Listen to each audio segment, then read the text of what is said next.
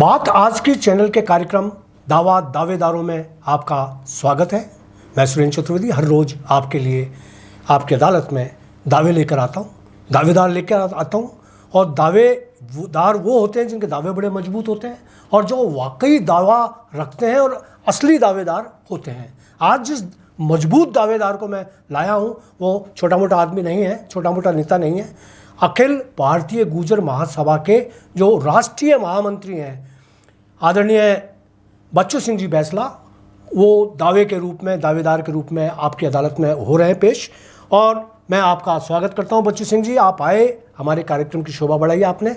आप निश्चित रूप से मजबूत दावेदार हैं, लोग आपको मजबूत मान रहे हैं, लेकिन आप अपने आप को, अपना दावा प्रस्तुत करने से पहले आप अपने बारे में बताएं कि आपने राजनीतिक सफ़र कैसे तय किया। जी नमस्कार भाई साहब, चतुर्वेदी साहब।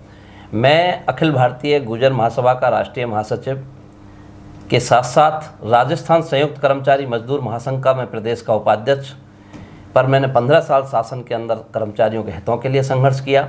उसके साथ मैं अपनी सामाजिक संस्था का, जो 1908 की संस्था है और जम्मू कश्मीर से लेकर कन्याकुमारी और आसाम से गुजरात, पूरे हिंदुस्तान में 2020 से मुझे इस संगठन की संरचना करने का सौभाग्य मुझे प्राप्त हुआ है। उसके नाते आज राजस्थान के गांव-गांव, ढाणी-ढाणी से मेरा पूरा संगठन प्रदेश में काम कर रहा है और पूरे देश में काम कर रहा है। और उसी के तहत मैं आपके बीच एक राजनीतिक, सामाजिक क्षेत्र से काम करते करते राजनीतिक स्थिति के लिए अजमेर ज़िले में मसूदा विधानसभा से, अजमेर एक बड़ा गुर्जर समाज बाहुल क्षेत्र होने के नाते, जहाँ आज़ादी से, जब से 1952 से लेकर राजस्थान में सरकार बनी है, इस अजमेर ज़िले से सोशल इंजीनियरिंग के नाते भारतीय जनता पार्टी से कभी किसी गुर्जर समाज के व्यक्ति को टिकट नहीं मिला। और भारतीय जनता पार्टी को हम पूरे बहुमत के साथ, पूरे राजस्थान में नहीं, हिंदुस्तान में गुर्जर समाज का, गुर्जर महासभा के संगठन के महासचिव होने के नाते कैसे बहुत संख्या में उनका माइलेज भारतीय जनता पार्टी को मिले, हम ऐसी सोच रख के हम कार्य ऑलरेडी कर रहे हैं। उसी की नीति के तहत मैं भारतीय जनता पार्टी से मसूदा से मजबूती से अपनी दावेदारी पेश कर रहा हूं। और मसूदा से भारतीय जनता पार्टी का 100% मैं जो है प्रत्याशी के रूप में अपना काम कर रहा हूं। और ग्राउंड पर मैंने भारत के प्रधानमंत्री की जितनी भी लोकप्रिय योजना हैं, उन योजनाओं को पूरे गांव ढाणी तक, मसूदा के गांव-गांव में मैंने योजनाओं के नाम लिखाने का काम किया। और उसके साथ मैंने हर गांव तक प्रधानमंत्री की ड्रीम योजनाओं को पहुंचाने का काम किया कि भारतीय जनता पार्टी देश की यशस्वी सरकार, प्रधानमंत्री की जो ऐसी योजना है, चाहे सुकन्या समृद्धि योजना हो, चाहे किसान सम्मान निधि की योजना हो, चाहे जनधन की योजना हो, चाहे उज्ज्वला गैस योजना हो, हर योजना से मैंने मसूदा क्षेत्रवासियों को अवगत कराने का काम बड़ी मजबूती के साथ किया है। और मैं अपने आप को बहुत पूरी मजबूती के साथ भारतीय जनता पार्टी के प्रत्याशी के रूप में आपके सामने अपनी दावेदारी पेश करता हूं। आपकी दावेदारी का स्वागत कर रहे हैं, जनता भी आपका दावेदारी का स्वागत करेगी। एक सवाल बैसला जी मेरा ये है कि आपने मसूदा ही क्यों चुना? आप तो गुर्जर महासभा के पूरे राष्ट्रीय वो हैं, महामंत्री हैं, तो सिर्फ मसूदा आकर क्यों आए आप? गुर्जर बाहुल्य क्षेत्र तो टोंक भी है, नसीराबाद भी है और दूसरे भी, पुष्कर भी है, बहुत सारे क्षेत्र हैं, आपने सिर्फ मसूदा को ही क्यों चुना? देखिए भाई साहब, मैं पिछले 15 वर्षों से मेरा कर्म क्षेत्र के रूप में कुछ मेरे काम भी यहाँ पे, मैंने मसूदा में मेरी ज़मीन है और मैं 2008 से लगातार मतदाता सूची में मसूदा के तेली मोहल्ला में मैं मताधिकार का उपयोग कर रहा हूँ। और यहाँ की जनता की सेवा निरंतर मैंने बिना किसी पद के भी, मैंने प्रत्याशी के लिए मैंने पिछले टाइम भी किया, लेकिन मुझे नहीं मिला। मैं पार्टी का सच्चा सिपाही हूँ और पार्टी के साथ खड़ा होकर पार्टी के सहयोग के लिए काम, केवल ना मसूदा में, अजमेर में, राजस्थान में, हिंदुस्तान के कई राज्यों में मैंने भारतीय जनता पार्टी के लिए काम करने का सौभाग्य मुझे लगातार मिलता रहा है। उसके साथ मैं अपनी मसूदा से दावेदारी मजबूती से लास्ट टाइम से रख रहा हूं और पूरे क्षेत्र की जनता के साथ में लगातार मेरा संवाद, लगातार मेरे कार्यक्रम, दुख में सुख में, हर आम आदमी के गांव ढाणी में मैंने जाने का काम पिछले 15 वर्षों से लगातार छोड़ा नहीं है। चाहे मुझे टिकट मिला था या नहीं मिला, लेकिन मैं लगातार जनता की सेवा में लगा हूं।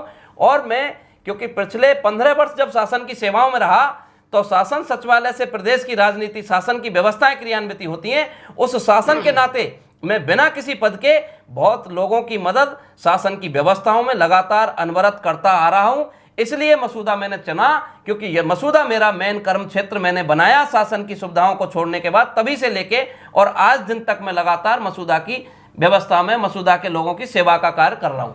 बहुत अच्छा कह रहे हैं आप, अच्छा बता रहे हैं, आपकी भावनाएं भी बहुत अच्छी हैं।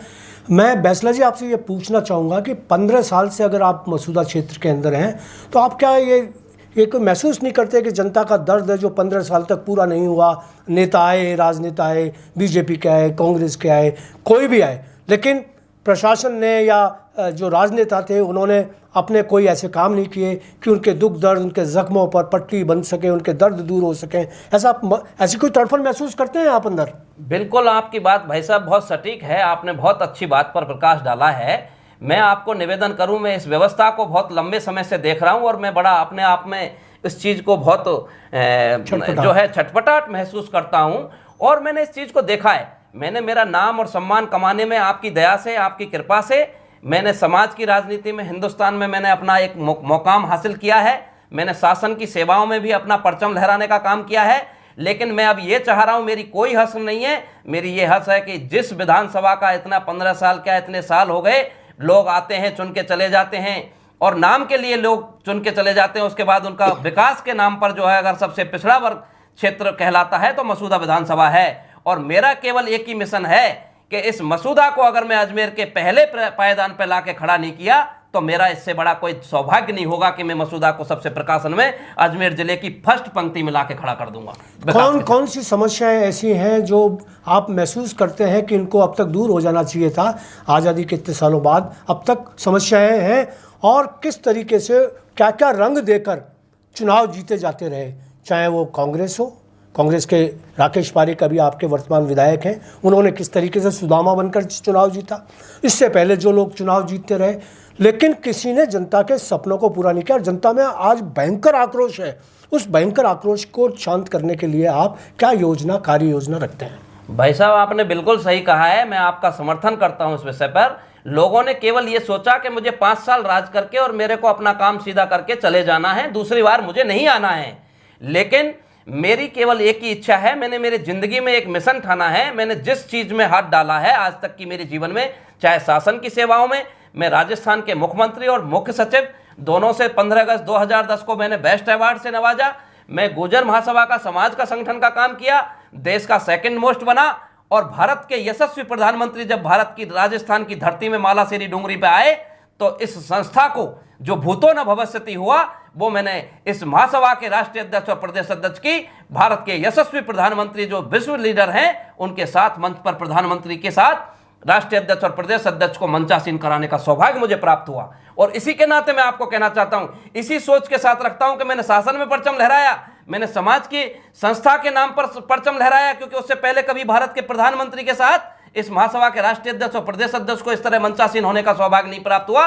लेकिन मेरे जब से संगठन की संरचना करने का सौभाग्य 2020 से मिला है, उसके मात्र थोड़े ही दिन बाद 2023 के जनवरी में जब जो मालासेरी डूंगरी में 1111वें जन्मोत्सव पर भारत के प्रधानमंत्री पधारे तो अखिल भारतीय गुर्जर महासभा, जिस संगठन का मैं राष्ट्रीय संगठन महासचिव हूं, 1 महीने मैंने उस लाइन पर काम किया और मेरे राष्ट्रीय अध्यक्ष और प्रदेश अध्यक्ष को मोदी जी के साथ मंच पर बैठने का सौभाग्य प्राप्त हुआ। और इसी नीति के तहत मैं मसूदा विधानसभा क्षेत्रवासियों को कहना चाहता हूं और आपको भी आश्वस्त करना चाहता हूं कि इस विधानसभा के अंदर बच्चू सिंह बैसला जिस दिन विधानसभा का जनसेवक बनने का सौभाग्य प्राप्त होगा, दोबारा कोई दूसरा व्यक्ति मसूदा की तरफ प्रत्याशी बनने की सोच नहीं पाएगा, ऐसा मेरा विश्वास है। बैसला जी, आपकी बात और आपकी जो ओजस्वी आपकी वाणी है उस पर थोड़ा सा मैं ये पूछना चाहूँगा कि मेरा जो मूल सवाल था वो रखा रह गया।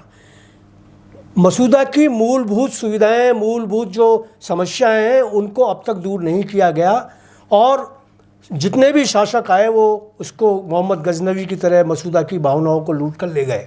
ठीक है, बिल्कुल। तो उसमें आप उस दर्द की, उस छटपटाहट को आप बताओ तो सही कि आप जनता के बीच जब जा रहे, जनता के 15 साल तक आप उनके दुख दर्दों के साथ रहे, आप ये तो बताइए कि उनके दुख दर्द है क्या।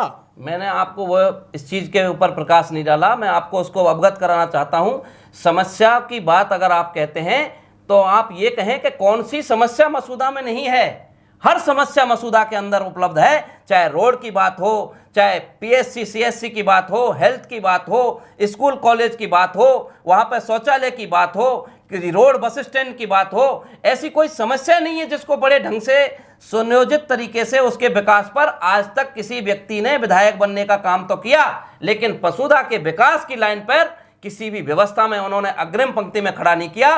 और मेरा विश्वास है, मैं सबसे पहले यही काम करने वाला हूं कि मुझे केवल ये दिखाना है, मुझे किसी का और कोई काम हो या ना हो, लेकिन मुझे कम से कम ये जो मूलभूत आवश्यकताएं हैं हर इंसान की, मूलभूत आवश्यकताओं को सुदृढ़ करके अगर आपने प्रकाशन में ला दिया तो उस क्षेत्र के लिए आईना होता है, दर्पण की तरह दिखता है, जो लोगों को बिना बताए भी दिखेगा।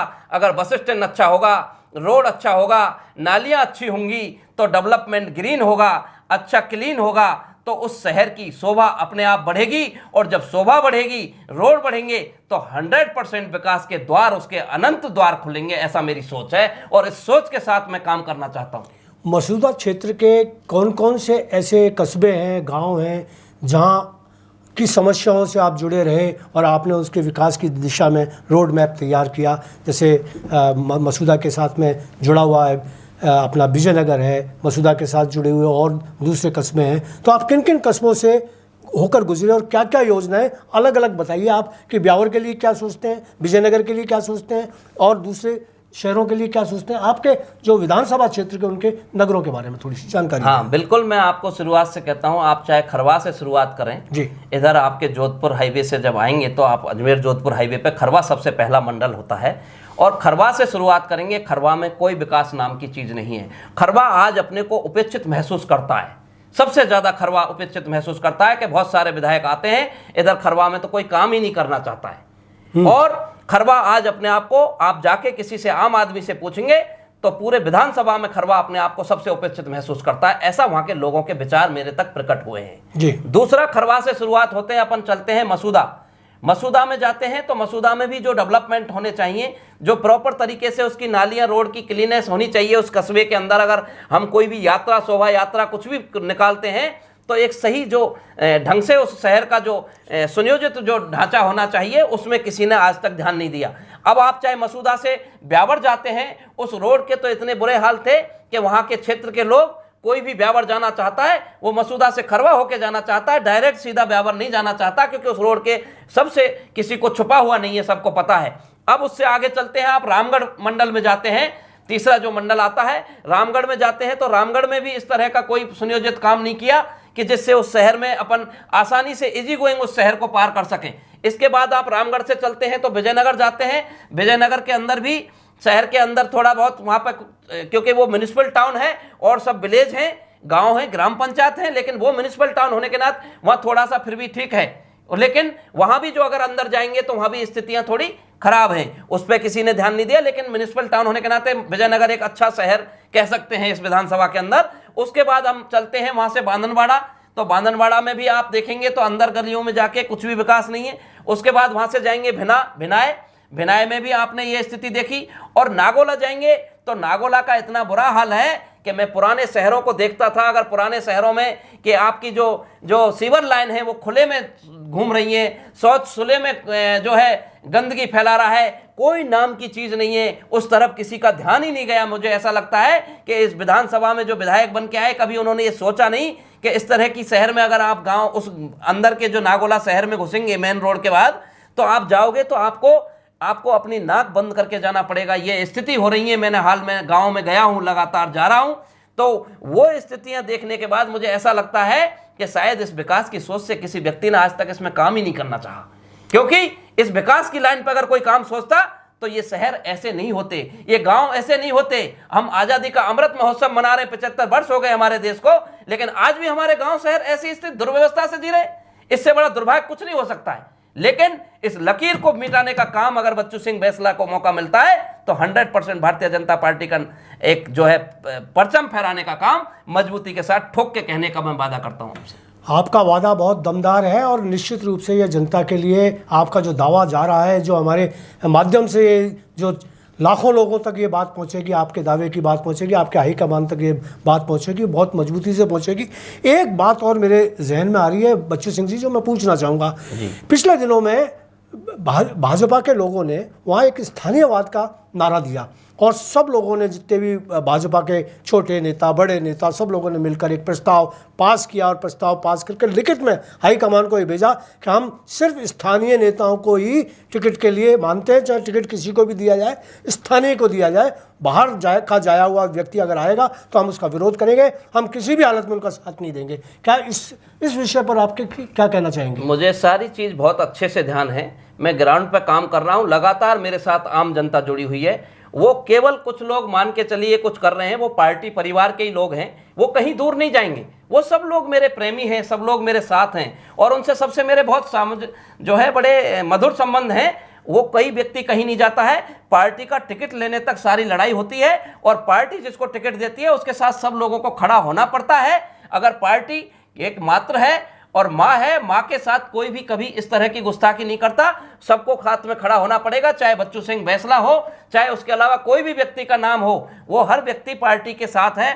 और 100% जो स्थानीयवाद की बात आए तो स्थानीयवाद में बच्चू सिंह बैसला खरवा का निवासी है, मसूदा का 2008 से मतदाता सूची में मेरा नाम है। मैं कहाँ का बाहर का हूँ, मैं तो लोकल यहाँ परिवार की तरह से उनके साथ में जुड़ा हुआ हूँ। व्यक्तिगत मेरा कोई विषय नहीं है इस तरह का, मेरे ऊपर ये चीज़ बिल्कुल लागू नहीं होती है। इसलिए मैं मजबूती से अपने कैंडिडेट के रूप में खड़ा हूँ और व्यक्ति पार्टी को देखना है कि कौन व्यक्ति इस पार्टी की सीट को परचम लहराने का, पताका लहराने का काम कर सकता है।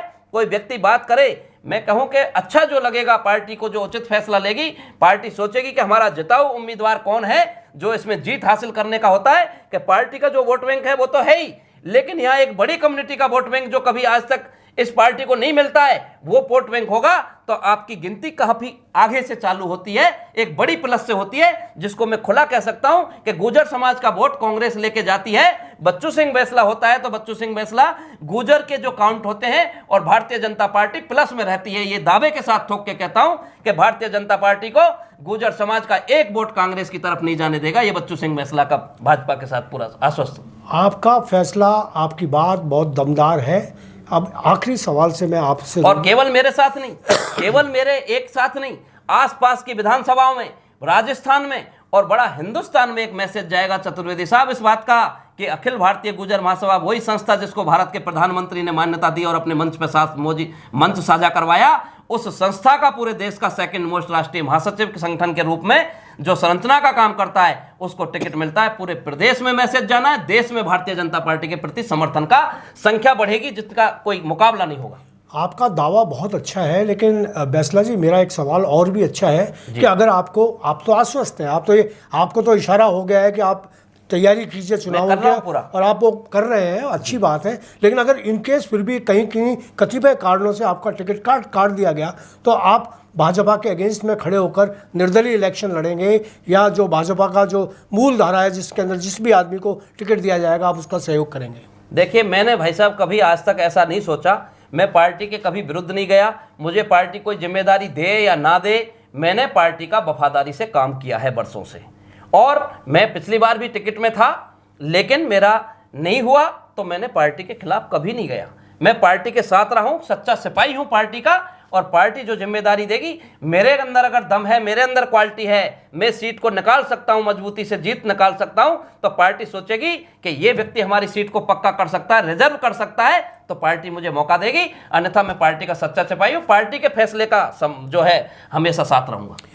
बहुत अच्छे बच्चू सिंह जी, पार्टी के साथ रहने का जो फैसला आपने कर रखा है, ईश्वर करे कि पार्टी आपको अपने साथ रखने का फैसला करे और आप बाकायदा टिकट लेकर चुनाव लड़ें, चुनाव जीतें, विधायक बने। अब तक तो जो विधायक रहे वहाँ के, उनमें से मैं कुछ का नाम नहीं लेना चाहूँगा, कुछ लोग तो ऐसे रहे जो न तो जिताऊ हैं न टिकाऊ हैं, हाँ बिकाऊ जरूर हैं। आप टिकाऊ भी हैं, जिताऊ भी हैं और बिकाऊ हो नहीं सकते। इस धारणा के साथ आपका दावा मैं जनता तक पहुंचा रहा हूं और जनता इस दावे को मंजूर करेगी, हाईकमान इस दावे को मंजूर करेगा। आप अगली बार जब मुलाकात मुझसे करेंगे तो निश्चित रूप से मैं विधायक के रूप में आपका इंटरव्यू लेना चाहूँगा। मेरी शुभकामनाएं आपके साथ। आप आए इसके लिए शुक्रिया, बहुत बहुत धन्यवाद। राम राम साहब, बहुत बहुत धन्यवाद, थैंक यू।